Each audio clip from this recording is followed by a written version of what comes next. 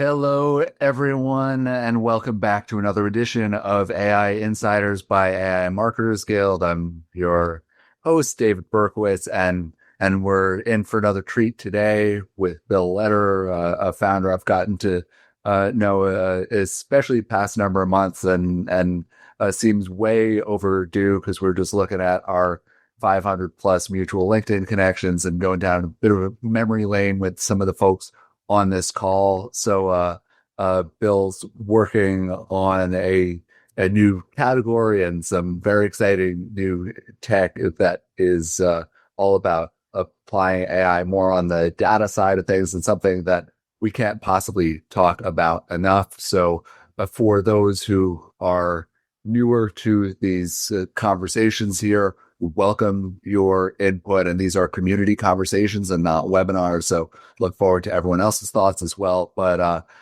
Bill, so glad to have you here. Who the heck are you?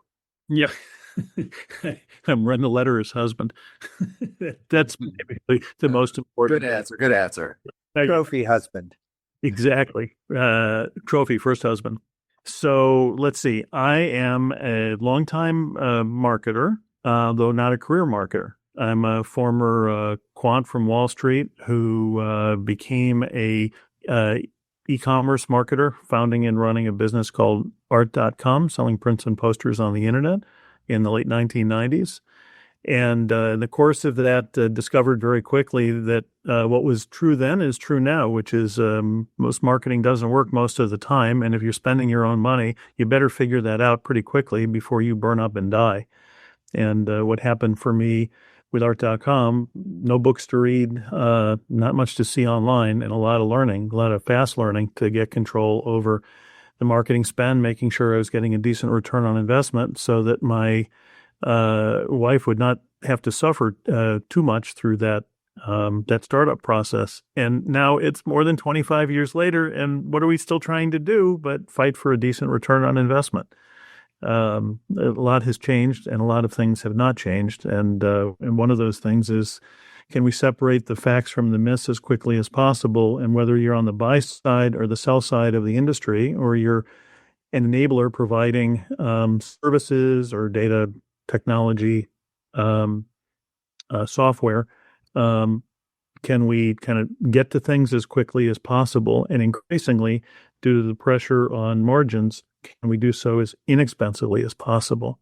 And so I've been dealing with aspects of this now for more than a quarter of a century. So that's me. Well, it's a pretty good start. And then why don't you get into what you're focused on today? Thank you. Thank you for asking, and thanks for having me as a guest. I think the starting point is, for those that are not aware, I spent the last almost 11 years now doing some outsourced work, managed services on behalf of all kinds of interesting marketers and agencies and some significant media companies, running operations offshore for them and doing some consulting work as well, but building and running systems 24 hours a day, 7 days a week for some interesting folks. And in the course of that time, have hopefully learned a few things, but also have had the benefit of automating the heck out of things. And unfortunately, have gone through several generations of that technology over the last 10 years, figuring out what are the best ways to do things. And due to what we've all experienced with AI, had to rip through several generations of technology, hopefully using the latest, greatest now to be able to help us. But in the course of that, have really come to find that there's some significant gaps. And one in particular, which I think many people on this call are going to relate to, and that is, how do we get to better decisions? Not just sort of better, faster access to data, but how can we actually get to the decisions, again, depending upon where you sit in this ecosystem, and sort of what are the minimum requirements to do so. And I think that it's quite possible that there's a need for a new category, one that I'm calling, for lack of a better phrase, marketing decision intelligence. And more to the point, where are those gaps that exist today. And my starting point is, why is it that we do not have a unified single place within our ecosystem that brings together what we need, regardless of the nature of the decisions that you need to make? Why are we having to use so many different tools, and why are we wasting so much time wrangling data and pulling these tools together and being able to share the information internally and externally, and making sure that we're all working off of the same fact set? And there are very few companies that I see that are doing it well. And I keep seeing overpromise and underdeliver by a variety of vendors in the field, whether it's service providers or technology providers. And one of them, as an example, might be, for example, in the CDP space, where I think many of us have experienced overpromise, underdelivery, particularly as it relates to being able to be this sort of holistic solution that's going to cross all of the relevant channels and to be able to give us the level of detail and insight that we're after. But this is true in other parts of the business. A very simple way of looking at marketing decision intelligence, at least my point of view, is why can't it work more like the human brain? Why can't we have a single place that brings together various data across the ecosystem, paid, owned, earned media and marketing, and other data where it becomes appropriate? Sales data, economic data, financial data, operations data where it's appropriate, and be able to bring it together just as the human brain would bring data in across our body and from outside our body. In the human brain, it comes into the cortex and the cerebellum. It gets processed. There's a synthesizing of data that's occurring. A decision is getting made, and then the brain sends instructions back down to the rest of the body. We don't really have that particularly in marketing. What we have, nor in media, what we have is a lot of disparate systems where analytics are being done at the individual platform, channel level, different departments, really heavily siloed. And so I'm asking the question now, is there room for a separate and discrete function that I'm calling marketing decision intelligence? And I'm at the beginning of trying to work through what are the necessary components of that. Who's going to develop it? Where's it going to be? How will the market evolve? And now that we have these great tools like the cloud and AI, how does that change things? How can people be more empowered, faster, for less money? So, sorry, took a long time to explain that, but that's the journey that I've been on and that I've been working against. To do that, I found that I needed to do that in a separate company than our professional services business. So it's confusion here. And you can see, I think, in my background, in our case, we have two businesses, a product business and a services business. I mean, the way you're describing the problem, it also strikes me as like many iterations of this problem when you have like different parts of an organization that don't talk to each other. And like, you know, how much of this do you think in the conversations you're having with and work that you're doing building this is based on people saying, well, yeah, it would be, yeah, like if only we could do this, and they don't have the tools or the processes to go and bring all this together? Or how much of it is like, they say they want to, like they really don't want it, right? They just want to keep their heads down, focused on a few of their own things, and not actually have their systems talk to each other, because it like then creates more responsibility for them to take more ownership of like the organization's success. Yeah. David, I think that's perfectly fair. Let me go a step further that may agree with some people, but it may bring about a greater transparency and accountability than some people in the ecosystem are really comfortable with. And that's not wrong. It's different for each of us, but this is what I'm talking about is clearly for early adopters and those competitively that feel that they need this to survive and prosper. I have, unfortunately for my wife and my family, I have chosen to be at the leading edge or bleeding edge of technology in this industry from day one. And early adopters, that's a small percentage of any given population. But I think this is the direction that things are going. And for those that choose not to participate, I think it's at their own peril. Well, and then meanwhile, so marketing decision intelligence, MDI, of course, becomes the acronym for that. We have a whole industry awash in acronyms, and I'd say the biggest question that I'd hope is on a lot of people's minds is, do we really need another? And so can you just clarify a little bit more why you think we do, why it's not just BI, business intelligence, or some other part of just marketing analytics? Yeah, absolutely. So first of all, I'm going to give you a functional definition. It doesn't mean it's the right one, but I'm going to read to you a definition that you can work with, and then we'll talk about that if that's okay. All right. So here's what I wrote down as the definition for a new ecosystem category called marketing decision intelligence. I said it's the strategic and tactical application of automation and AI to unified marketing and related data for improved decision making. So I want to be super clear about this. This is not general analytics. It is a focused application for the purpose of making better decisions. Number one. Number two, MADTECH.AI provides descriptive and predictive insights and prescriptive recommendations for optimized marketing strategies, planning, execution, reporting, and analytics. So what you mentioned, BI, going beyond description and prediction to include prediction and recommendations. I don't think that that's what BI is doing today, and I don't think that BI specifically for marketing. I think we're talking about a step beyond where the existing BI solutions go. Some of them are general or generic and have to be built with a great deal of labor in order to be able to get there, and typically are not particularly scalable, and they can be expensive, where there's certification that's required. They're just significant limitations to today's conventional BI. I talked about some of the limitations with CDP. We're happy to go further with that. What about marketing analytics? Well, GA4 doesn't do this. Adobe Analytics doesn't do this.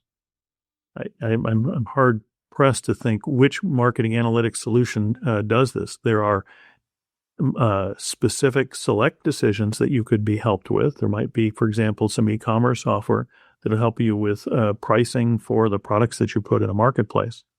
But we're talking about a broader-based marketing decision intelligence capability. And this should be as applicable to those that are selling as to those that are buying. So there's some operational definition for you. Have you looked at Funnel.io? Adam brought that one up for a life. Well, just what I think is what Funnel.io does for acquisition funnel, and then on-site or sort of deeper conversion. I think you're sort of talking about for complete life cycle of it for both maybe media campaign performance and then also maybe the value of some of the customer data. Definitely. Hey, Adam, a couple of things. First of all, I would put funnel in a broad category of marketing analytics tools where some of them are more front-end loaded around the unification and transformation of data, where they're trying to get it in a place where you can then do something with it.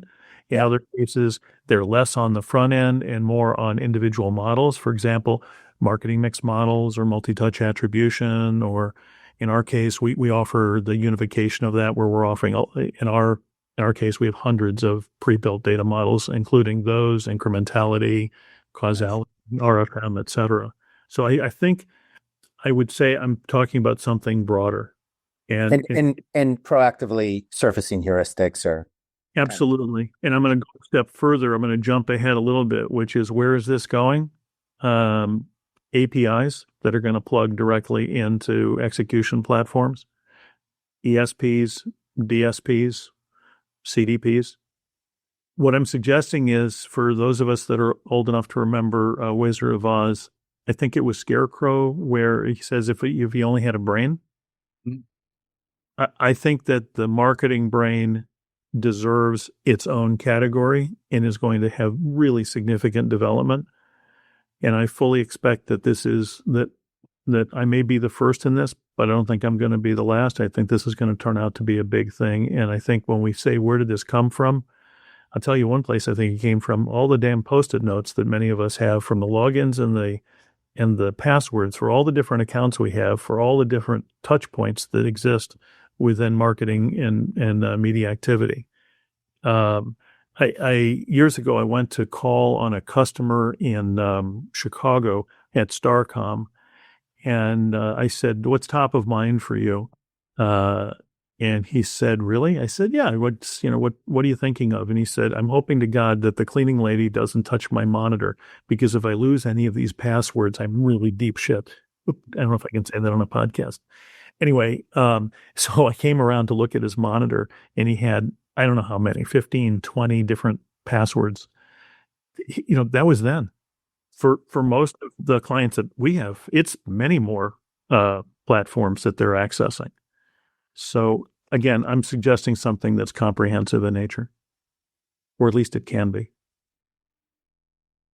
It reminds me, what was the commercial a number of years ago where like each person like wants like cocking their head on the conference table and just like they keep like losing members of their team who had that one source of information. Very dark version of the password on the monitor situation. But yeah, it's like also if you have just that one person and the next day they're gone, then you lose all your access to all the data that they had too. I think if any of us have ever worked in a large agency in New York, we could probably relate to that. And so so lots of good questions coming in. I mean, there's even one from Carrie here. How do you prompt problem definition by discipline aligned with customer life cycle, which then aligns with growth and retention tactics, immediate creative SDR, customer success, etc.? Yeah, well, I think the first thing is I'm not proposing that this should be limited. I think that the marketing decision intelligence can be and should be extremely broad with multiple different use cases, different kinds of customers, different functions. By the way, for those of you that are in consultancies and agencies, this is a great kind of tool set to be able to use. In fact, a kind of a Swiss Army knife of sorts. So absolutely, there's totally different kinds of use cases that this should be able to accommodate, including the need for deep customization, really deep customization. I had a client complain about a mutual friend as a potential vendor. This is for a marketing mix modeling business where the complaint was too many of their marketing mix model outcomes look too similar. They're not sufficiently bespoke. And I just wanted to say, I think that this needs to be flexible such that there is the opportunity to be able to accommodate hybrid business models or businesses that have very distinct characteristics that might be different. So I'll give you just a small example. We have quite a few large nonprofits as customers for our business. No two of these are exactly the same. There needs to be a need to accommodate different kinds of revenue streams and different use cases, different users, different departments, or whole different entities. Another issue is the need for enterprise level roll-up, not just looking at a campaign level for a brand, but being able to roll up activity and roll across. I'll give you another thing that marketing decision intelligence will be great for, and that's benchmarking. The ability to look across clients, across time, and be able not only to understand how is performance relative to others, but the benefit of collective intelligence to say, well, what should I do against other perhaps aggregated and anonymized companies that may not be competitors but similar businesses? I've been running a campaign that's an acquisition campaign using multiple channels, starting out with maybe direct mail or email, and I'm overlaying things. Here are my results. Here's my results optimized based on my experience. With marketing decision intelligence benchmarked, you should be able to say, what is the best thing for me to be doing, even though I may not have done it yet myself. And so, And go ahead. and I mean that's got to get into some tricky territory, right? Like where you want to be able to aggregate as much anonymous data as possible so you can offer benchmarks like this while obviously being extremely protective of anyone's data that they, of course, don't want to share outside of their own org, right? Absolutely. It needs to be permissioned, and it needs to be data that can be extracted where someone said, hey, I'm opting out or I'm leaving entirely, and to be protected and to make sure that that data doesn't wind up in some kind of an LLM that's open to the world. So what I'm describing is a big thing. This is not small, and it's something that I think is going to be extremely influential in the industry. At least I hope so. Anyway, it looks like there's a lot of questions and comments, so I'm going to shut up. And David, if you'd like to, feel free to focus on any particular area, go right ahead. All right. Yeah. And for folks who are asking and commenting, feel free to raise your hand or even chime in if there's something you want to ask live. So you can do your own question. We'll go to Adam. Yeah, just because you mentioned it just now, if you're trying to capture some of those preferences, like how granular do you think it needs to be on preserving the provenance of those use limitations, right? Because and maybe you can use some of my data, or you can drop a cookie and you can do it for these types of purposes, but you can't pass along into the LLM my very specific information, or you can do high level demographics, but not things tied to me rather than cohort level. I think that it needs to be very granular. In all candor, I don't think that at the moment I've done a great job in that. I've been racing to get this online for the early customers. I think it should be very granular. I think there should be a Bill of Rights. I'm just going to make a political statement in general, which is I spent a lot of time working in and thinking about AI, and I have for years now. And I think that there's a problem here. I think that there needs to be a customer Bill of Rights. And when I'm talking about customer, these are commercial customers. There may or may not be one for consumers and businesses, but at a commercial level, I think it's really important to say, okay, what data do you have? How can I use this data? What can I not use? And be able to have people opt out at any time.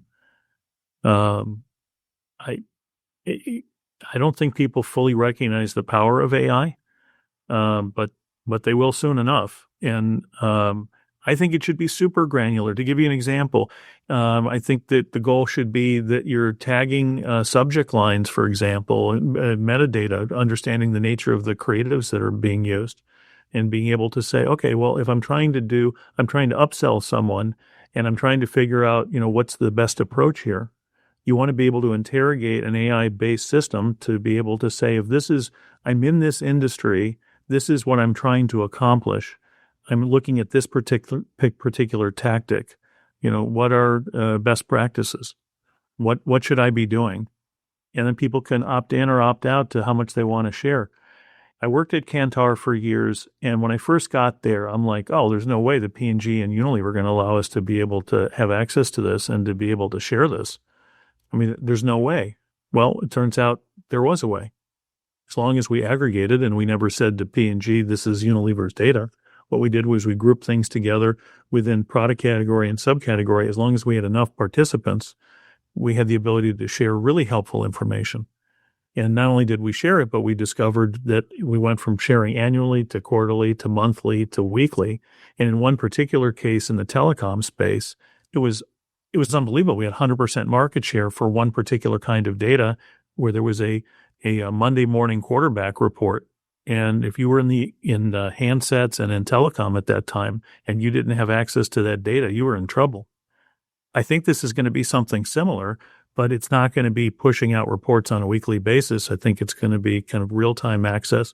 And then the user picks the frequency with which they want to have reports sent by SMS text, by Teams, by Slack, by email, etc.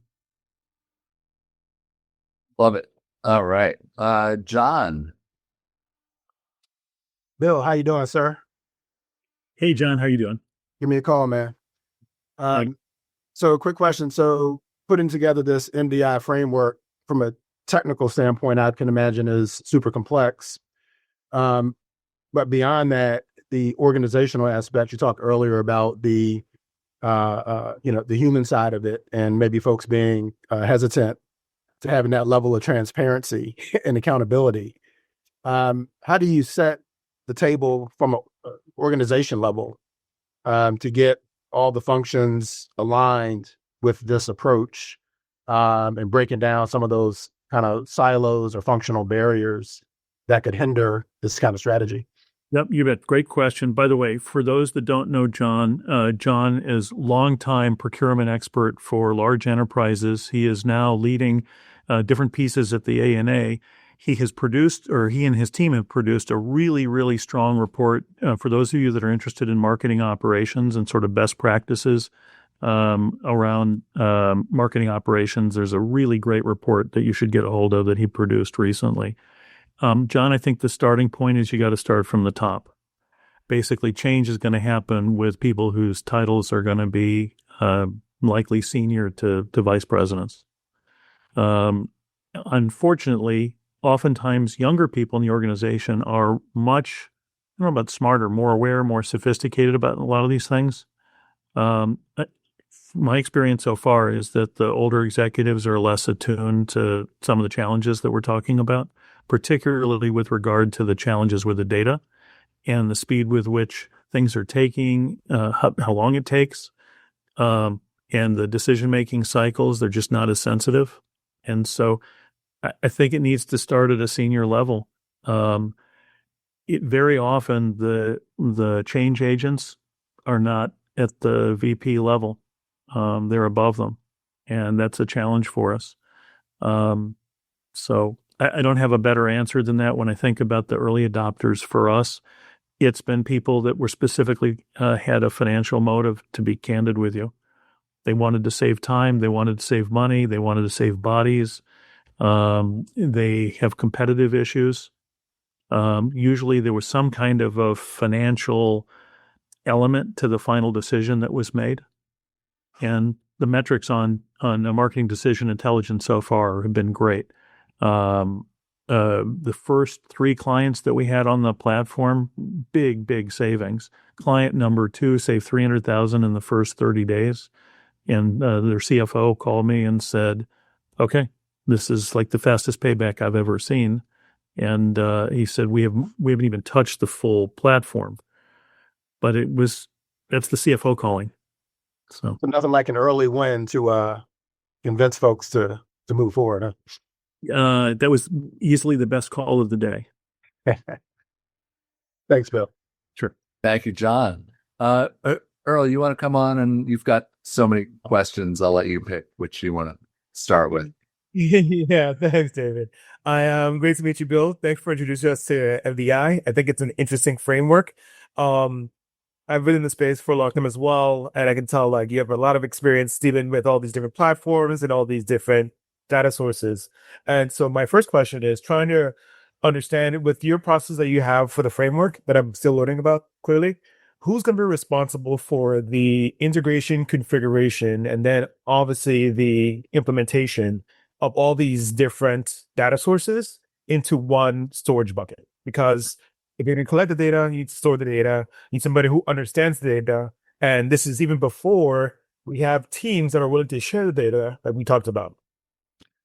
Great question. And I'll have to pay you later for asking that question. Thank you. Okay, so I'm gonna make a big promise, and then hopefully somebody can hold me to it. I've spent 9 years on this specific problem. 9 years. What a pain in the ass. First of all, if you don't automate your data pipelines, and even if you do, what are they going to do, Earl? They're going to break, aren't they? Yep, or leak, or be cut of the bad information that's going to dirty your water supply or your data system. Absolutely. Okay. And then even if those things work, you're still going to have the intermediate layer, which is the transformation. So you're going to be able to, you've got to move the data. But the problem is, in all likelihood, the data, wherever it is and where it needs to be, it's going to need to be transformed. There may be custom data mapping involved. It's likely that you may not need all of the different streams that are available from that source. Sure. And therein lies the rub. So not only do you have to have the connectors and they have to be live and APIs are changing all the time, maybe it's not an API at all, you need a JSON or something else, a screen scrape, God only knows. Right, or SQL, yeah, the ETL process. Yep. And there's no shortage of data sources in our industry. It's like God, it's like you blink and they're not only is there another one, but then they're like amoebas. They like, wait, I thought there was one, now it's two APIs. Now it's, it becomes more complex. And if your name is Meta, it's like you're working overtime to figure out how complicated you could possibly make it for the rest of us. Yeah. Okay. The next problem you have is transformation. The answer to the question is, in my opinion, marketing decision intelligence must have at its front end a really robust enterprise-grade iPaaS solution. That means you not only have to have the data connectors, but you need to have the ELT and ETL tools built in, and you got to do it in such a way that not only do you have them, but they are relevant for marketing data. Most ETL and ELT tools are not built for our particular marketing needs. And if you don't have developers, particularly ETL developer, data engineer, maybe data warehouse architect, who's going to be able to not only use Python, but could be using R, could be using other tools, SQL. Right. Yeah. I mean, it's a total pain in the butt. 9 years I've spent on this because I had to do this for our clients. What I'm going to encourage you all to do is to think about the possibility of using what we built, which will allow you to build a pipeline in 3 to 5 minutes where you got hundreds of connectors.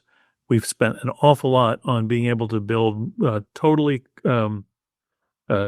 easy, no need for programming ETL, ELT solution with a little something thrown in over the top we call trade element mapping.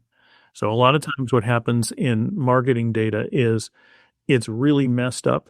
It's complicated. As an example, if you're working with CPG data, if you're working at register data or SKU level, there's just a lot there that no out-of-the-box solution is going to support for marketing. There is no Zapier on steroids. It's a lot of custom. And so, in my opinion, part of the definition of marketing decision intelligence is the unification and transformation of the data. The next piece is the data warehouse. Some clients are going to say, hey, I need this sent to my data warehouse. Or I want it in a data warehouse, but it's got to be in the following way. And then you have the challenge of taxonomizing the data, which is no small thing. So at the risk of cutting you off, and I apologize because it's been really helpful. I know this is kind of in the weeds for nerds like us. I definitely know that there's some people here who wanted to see a demo, if possible. Might be helpful for people to understand it, because we've been in the weeds. You've been doing this for 9 years. I've been doing this for my entire career. If there's a demo that we can have hopefully show to give something people more tangible, concrete to see. Definitely. There is something more happy to do a demo offline. And by the way, there's also a product tour that just take a few minutes. If you go to MADTECH.AI/IPaaS, IPaaS, platform as a service, you'll see a product tour there. And it just takes a few minutes and you're going to get a very compressed demo. So, but we have been building this and using this with our clients for years. And the challenge has been, how can we diminish the role of human labor doing exactly what you're talking about? But behind it are 10 full-time data engineers, ETL developers, and a data warehouse architect, making sure that it's completely performant 24 hours a day. But thanks for asking the question. Can you put that URL in the chat? I just did, yeah. Oh, you did? Okay, thanks, Dave. Yep.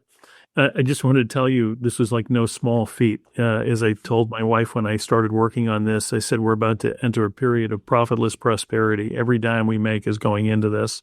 And I don't expect that other people are going to appreciate it, but I see a problem and I'm working on it. So I just wanted to thank her for putting up with me. And there was another really good question about ROI, right? Like, is that all based on time saved? Is it like tool reduction? Like, what does ROI even mean in this context? Yep. To be clear, I think there's two completely different ROIs. I think one is a productivity ROI that has to do with what does it take in terms of time and tools to be able to generate an outcome. And I think there's a separate ROI that's this is how we've been doing it what is the level of effectiveness, the incremental effectiveness for what we're doing. So one is an efficiency play and the other is an effectiveness play. Mm-hmm.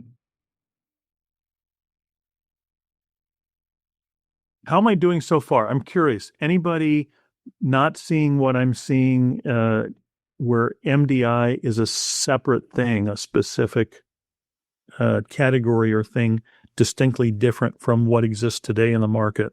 Am I right or wrong about that? I want me to be honest with it? Yeah. I think it's too over-engineered and too tech-centered. Because most of the issues I've seen were, like, I think I mentioned it earlier in one of my comments, is that with clients, and I know you've been working on this for almost 10 years now, so you know better than I do with the details, but it's a combination of the people, the process, the platform, and the priorities.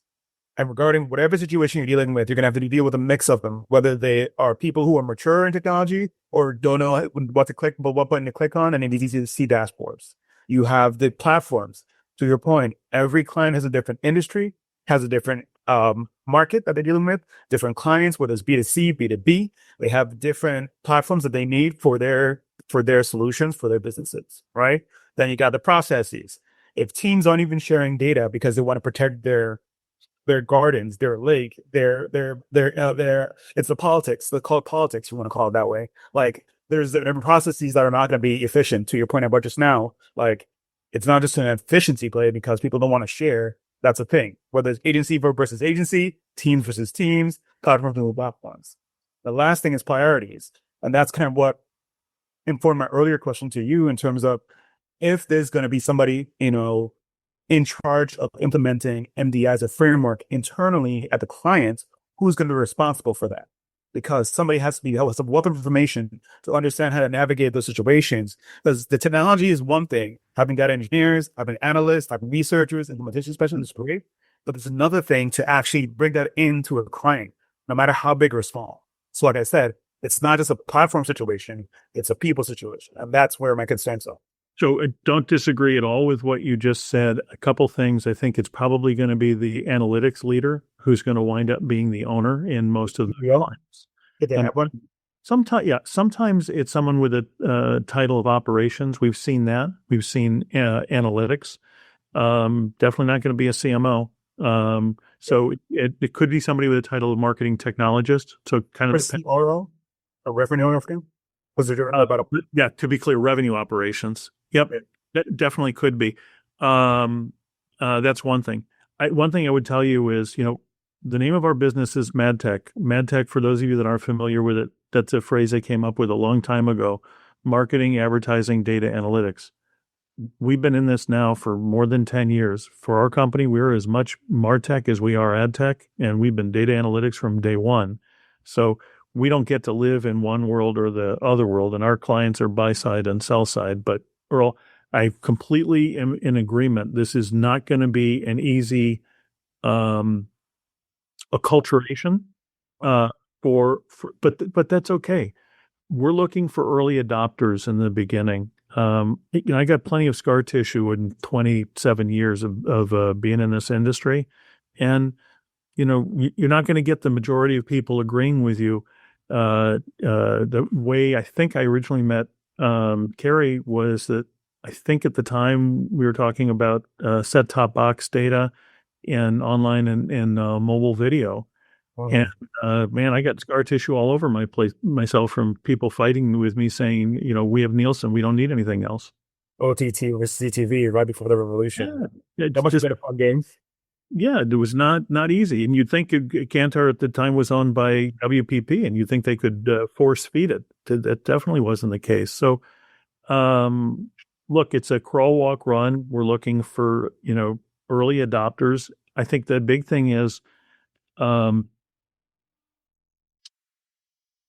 you're looking for proof of concept, early deliverable around value. And going back to marketing effectiveness versus efficiency, I suspect for many people using this, the first benefit they're going to get is it's extremely efficient when it comes to labor intensity. Well, but I sure hope that they would come to find that they're better off for the marketing effectiveness of their campaigns. and of the channel. I mean, I've got a very large client that everybody knows, one of the country's top 100 brands, where they have a fundamental challenge around the confidence of senior management to invest outside of digital. They're really not quite comfortable with sort of some of their channel choices. It has nothing to do with marketing mix modeling or MTA. Yeah. They need reporting across the board to be at a certain level and for data to flow across the divisions and product lines. And Earl, to your point, data does not get shared easily in that organization. And it's a big problem that an outside resource cannot solve without the support of senior leadership. Right. Great. Thank you. Like, yeah, I was kind of a principal objection and we answered it sort of the dot. It's a continuing conversation, let's put it.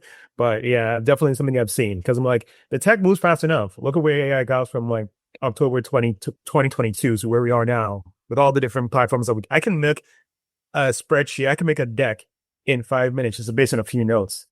It's not the tech that's the problem. It's the human component that I think that we're not. I mean, this is my evolution in the product, but the human input that we're not considering when we come with all these tech solutions, because they're going to have to be users that are going to have to be using this information, using these platforms that we're developing. They're going to have to be users who are going to be interacting with this. They're going to have the users who are going to be sharing the data that they feel comfortable from a security, privacy standpoint to inform the data we're going to share in these platforms. So I think there's a balance of tech, which I'm a big fan of.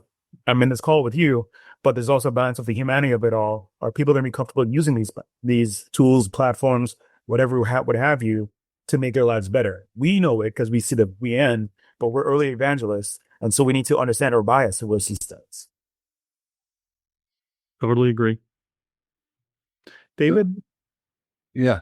We've got some questions coming in from Jason. Some about pricing that I don't know how much you want to get into here, but there are some other some related piece of it that I'd imagine you could shed some light on.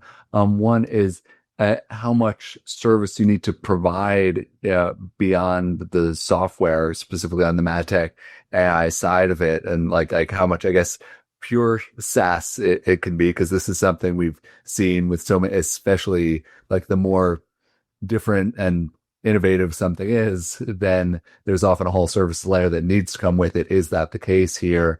And then also it's got a related question in terms of how many of your clients are investing in in-house AI folks and internal solutions versus relying on outside companies like yours or others to help them solve these challenges. Yep. Okay. So let me unpack. There's several different. Okay. First thing is I try to be, there are two words that annoy me in our industry where they don't seem to have any value because they're so used so often and so loosely. Everybody talks about transparency and everybody talks about partnership. And I don't think they honor those things. So the first thing is on the transparency side, let me tell you what we charge. So a annual license is $48,000 a year for MADTECH.AI. There are login fees that start at $49 and go down based on volume. For read only, there's a designer version at $99 a month and goes down. There's cloud fees, and those are passed through from whatever they are. That's what you're paying. There's not a markup involved. There's a setup fee where if there's a need for customization of some kind, we'll do that. Our stated billing rate is $100 an hour. So those are totally transparent. Let's see. With regard to how much service is required beyond the setup fee, our experience is it's extremely limited need for service, to the extent that you need new data models built, or you want us to build a dashboard for you. We have a lot of pre-built data connectors to choose from. If it's a connector we don't have, and not one that we're intending to build in the immediate future, we may ask you to pay for that. Depending on the nature of the connector, maybe it costs you $1,000, $2,000. It's a one-time cost. Usually just takes a few days, maybe a week, 2 weeks at the outside. If there's a lot of homework that needs to be done, it's not a documented API. On the services side, if there's very heavy customization, that's a service. and we've been running a pretty successful global professional services business for a long time. I'm not afraid to do services, but this is not the service intensity of a CDP, for example, where a big chunk of what you pay to a CDP is labor. A lot of this is going to be done internally by the client. And then the last piece, I think, is the question about, services and how much AI is okay. Yeah, go ahead. get them. The question was around like how much are your clients using AI in-house? Yeah, right. Thank you. Sorry about that. Yes. So the answer is they're doing relatively little in-house. If they're doing something, it's on the creative side. They're using LLMs and prompts and things for either getting very simple answers. They are automating very, simple tasks. Pardon me, my language, but pretty simple. Or they're using it for creative. What I don't see them doing is hardcore, deep analytics, DevOps,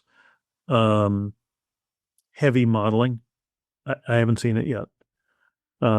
Maybe they are, but I'm asking and I don't see it, and they seem to be coming to us for that.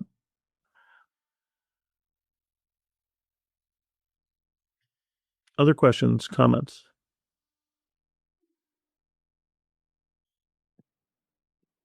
Jim, can I put you on the spot to get your snap take on this? I'd be remiss not to hear from you on this one. It is, there's two things going on here. One is data is a mess. It always has been. Wrangling it is the impossible dream. If this can help, then I'm all in. The other side is trying to create a new category to change people's minds about what it is you're offering. So, decision intelligence, I'm a follower of Cassie Kozyrkov, so I understand the importance of it. But it is a category play, and I'm distracted by that while what I need is just fix my pipeline, will you? And so if you've got a way to just fix my pipeline, I want to know about that without the dressing it up. Okay. Well, hopefully I didn't misspend the last 9 years of my life on that piece. So, Jim, that's the iPass piece. And with decision intelligence, I can tell you that in the early going with the initial customers, they are using it to replace spreadsheets, BI tools, Looker, for example. They are using it to gain access to data models that they don't have to build and maintain themselves. We have hundreds and hundreds of data models that we've built. Think of it as, I wish when I came to Wall Street, I wish that I could have sat down at a computer and somebody had pre-built the models that I was going to need to do my job. And so I think that's part of it, that they're getting access to, here's a great pacing report. Here's something that's specific to this platform or this channel. I think the other thing is that they love the use of AI. In every single widget and every model that we build, you have the descriptive and visual, you have prediction, you have prescription, and it's all available to you visually and in plain English language, and it can export out to a PowerPoint with the look and feel, logo, colors of the client. Are you teaching people how to ask a better question? Not yet. Okay. I haven't gotten there. We are at the stage of training the hell out of Maddie. Maddie is the name, MADI. That's the name of our chatbot. And we have thousands of questions that we have been training Maddie on. So I haven't worked yet on the idea of training our customers on how to ask better questions. But what we have been doing is working overtime and getting our existing AI to be one where you can ask free-form questions and get valuable answers back on your data sets, whatever those are. Well, I am going to spend some time on your website this afternoon. That's true. Look, I just want to tell you, I know that we're being ambitious about this. These are early days.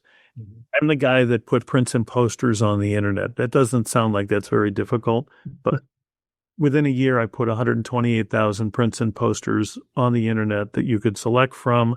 You could frame them online. You could use your credit card, and we were ready to ship your product, framed or unframed, within 20 minutes all over the world. And when I started, I didn't start with 128,000 prints and posters.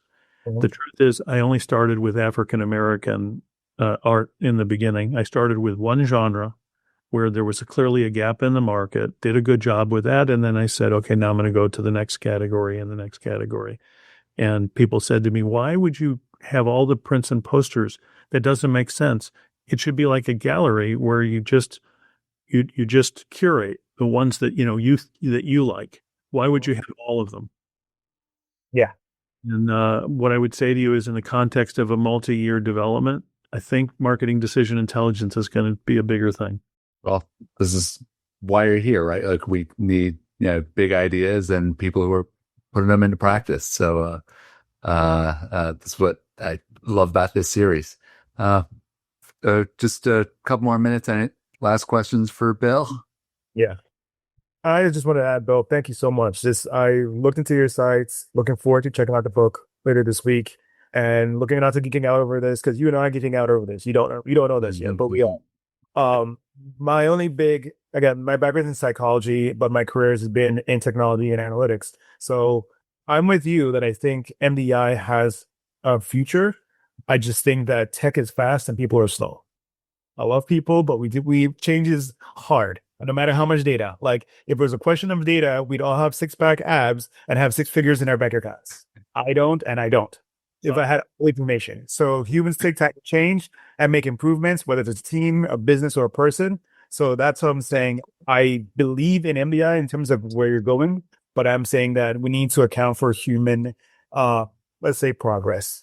No matter how slow it is. Earl, I'm going to tell you what John Matthews told me more than 15 years ago. He told me everything costs more and takes longer than you expect. That explains my marriage. Cool. It's Daniel Kahneman's thinking fast and slow, right? That fallacy is all over that book, and I think it's in the background too. That's true. It's blocked. I just want to say it's blocked by David's book. Yeah, got to put mine first, right?